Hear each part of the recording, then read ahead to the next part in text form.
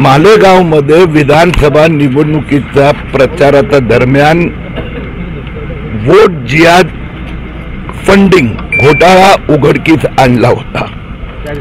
आता तो घोटाळ्यात हे बाहेर आलं की 2200 कोटी रुपये सिराज मोहम्मद आणि मोहम्मद बगाड यांच्या खात्यात आले आणि त्यातनं 319 कोटी रुपये अशा प्रकारच्या प्रवृत्तीसाठी म्हणजे फंडामेंटलिस्टिक मुस्लिम संस्था, टेरर रिलेटेड संस्था, वोट जिहाद या कामासाठी वापरण्यात आला आणि त्यातला काही पैसा बांगलादेशी आणि रोहिंग्यांना आता जन्माचा दाखलासाठी असं तपासात बाहेर आलं।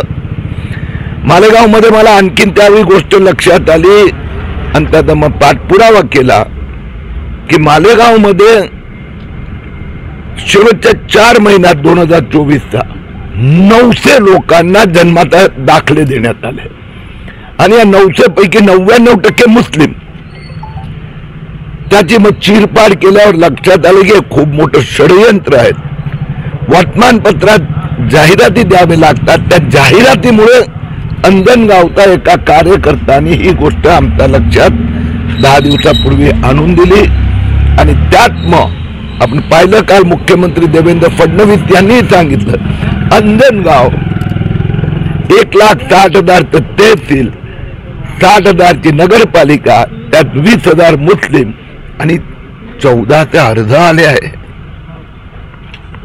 याची आता चीरफाड होणार। सर यात नेमकं किती आता यासाठी इथेही SIT स्थापन झाली आहे, मालेगावला पण झाली आहेत, पण मी प्रत्येक ठिकाणी बघतो की यापैकी मृत्यूचे दाखले वेगळे करा।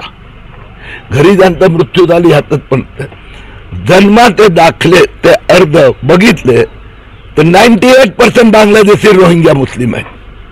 भिवंडीत 500, मालेगाव मध्ये 1100, हा एवढा अंजनगाव मध्ये 14चे अर्ज आले आणि या सगळ्यांचा जन्म ते म्हणतात अंजनगाव मध्ये जात आहेत आणि केव्हा हे सगळे 1991च्या आधी जन्मलेले, म्हणजे फ्रॉड आहे।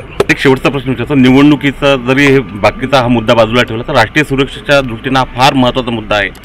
स्वाभाविक आहे, इथला जिल्हाधिकारी आणि तहसीलदार आम्ही हिशोब नंतर घेऊ, पहिले ते 14चे अर्ज आला ना प्रत्येकाची चौकशी होणार।